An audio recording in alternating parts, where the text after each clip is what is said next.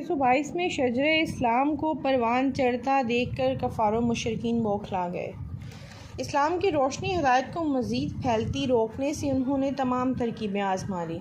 لیکن ناکام و نامراد رہے۔ لہٰذا ترکش کا آخری تیر استعمال کرتے ہوئے مشرکین نے دارالنداء میں شیخ نجدی کی رائے اور مشورے سے اتفاق کرتے ہوئے یہ طے کیا کہ آفتاب نبوت و رسالت کی روشنی کو بامشکل اسلام پھیلنے سے ہم نہیں روک سکتے، تو اب یہ کرو کہ آفتاب رسالت کو ہی غروب کر دو، یعنی حضور اقدس صلی اللہ علیہ وسلم کو شہید کر دو، تاکہ نہ آفتاب رہے نہ اس کی روشنی پھیلے۔ گویا کفار نے نہ رہے بانس نہ رہے باسری والی کہاوت پر عمل کرنے کا مصمم اور پختہ ارادہ کر کے جان عالم صلی اللہ علیہ وسلم کو شہید کرنے کی سازش کی، لیکن اللہ تبارک تعالیٰ نے اپنے محبوب اعظم صلی اللہ علیہ وسلم کو کفار کے فاسد ارادے سے مطلع فرما دیا، اور آپ نے 622 میں مکہ معظمہ سے مدینہ طیبہ کی جانب ہجرت فرمائی۔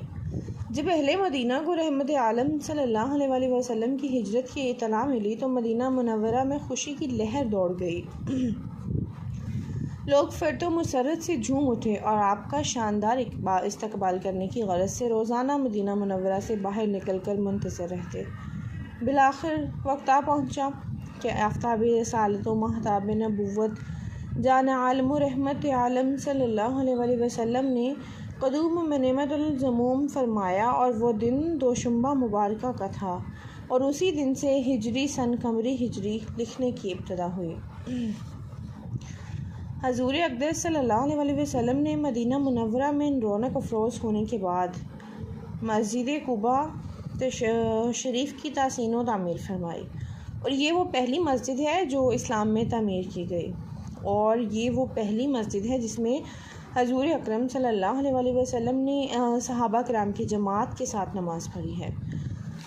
مدینہ طیبہ میں حضور اقدس صلی اللہ علیہ وسلم کے دست حق پرست پر اسلام لانے کے لیے لوگوں کا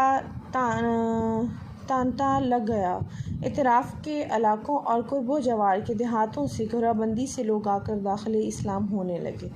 اور اسلام نے طویقت و غلبہ حاصل کرنا شروع کیا، اور مدینہ منورہ مرکز اسلام کی حیثیت سے مشہور و معروف ہونے لگا۔ شمع رسالت کے پروانوں کی تعداد میں زور افزوں اضافہ ہونے لگا۔ یہ تمام واقعات 622 یعنی 1 ہجری کے ہیں،